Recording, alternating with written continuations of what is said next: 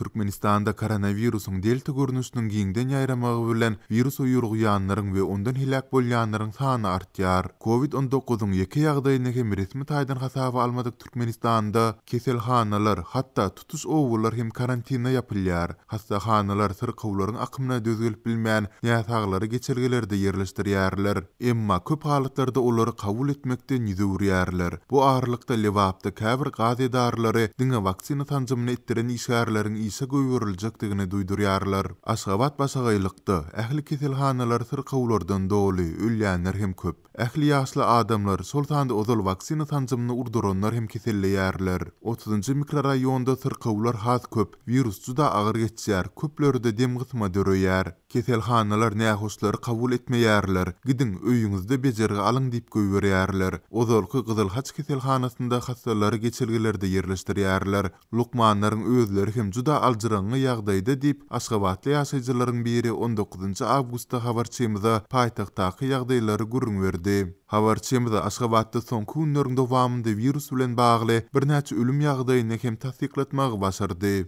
Bu ağırlykda koronavirusun ýurtdaky esasy ojaklarynyň biri bolan Marda ýene-de bir owa karantina ýapyldy. Mundan öň Azatlyk sebitdäki birnäçe keselhana bilen birlikde wekil wazir etrawynyň Garaja Köw owasynyň hem karantina ýapylandygyny habar beripdi. Indi Murgaw etrawynyň Kuýguş owasyna hem karantina ýapdylar. Vilayatyň beýlik sebitlerinde hem bolşýaly Kuýguşda da virusun delta görnüşi bilen keselleýänleriň we ondan ölýänleriň sany gün saýyn artýar. Her gün agyr ýagdaýdaky onlarça adam tiz kömek uloglary bilen vilayatyň ýokunç keseller hastahanasyna äkdilýär diýip yerli ýaşaýjylaryň biri 19 awgustda Mardaky habarçymyza gürrüň berdi. Sebiti tapar edip görün habarçymyz regiona günde 2 wagtyna hlor tepilýändigini hem anyklady. Daşarda hlorun ýiti ýyty burnuňa urýar. Gijelerine küçüleri hlor bilen işleteler, ir sagat altylar töweregi bu himik jisimi uçordan sepýärler. Ýokardan sepilýän hlor täbäpli ikinler guraýar. Ýetişen gök önümleriň ýüzünde dermanlaryň ak tegmilleri görünüp dur diýip anonimlik şertinde söhbetdeş bolan ýaşaýjylaryň biri habarçymyza aýtdy. Ol maskala lukmanlaryny her gün owanyň içine aýlanyp adamlaryň gyzgynyny ölçemek tapşyrlandygyny hem sözüne goşdy. Habarçymyz agyr ykdysady krizis sebäpli onsuz hem gurupdan düşen Kuýguşyň yerli ilatynyň owanyň karantina ýapylmagyndan soň gündelik ýyjyk çöreginiň hem uly mesele öwrülendigini belledi.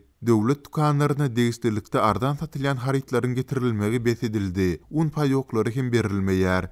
Köp hojuluklara ýyjyk çöregi alady diýip yerli ýaşaýjylaryň biri sözüne goşdy. Sol bir wagtda hastalaryň akymyna dözülip bilmän Marynyň Niýazow adyndaky keselhanasy hem karantina ýapyldy. Mundan ozal Mary welaýaty ýokunç keseller, Ýoğlutyn we Murgaw etraplarynyň ýokunç keseller hastahanalary hem karantina ýapylypdy. Niýazow adyndaky keselhanada virusun ýeňil alamatlary bolan hastalar saklanýar. Syrkawlaryň ýagdaýlary erwetleşip başlasa, olary welaýatyň ýokunç keseller hastahanasyna iwerýärler. Emma ol ýere soňundan getirilenleriň köpüsi sagalman helak bolýar diýip yerli lukmanlaryň biri belledi.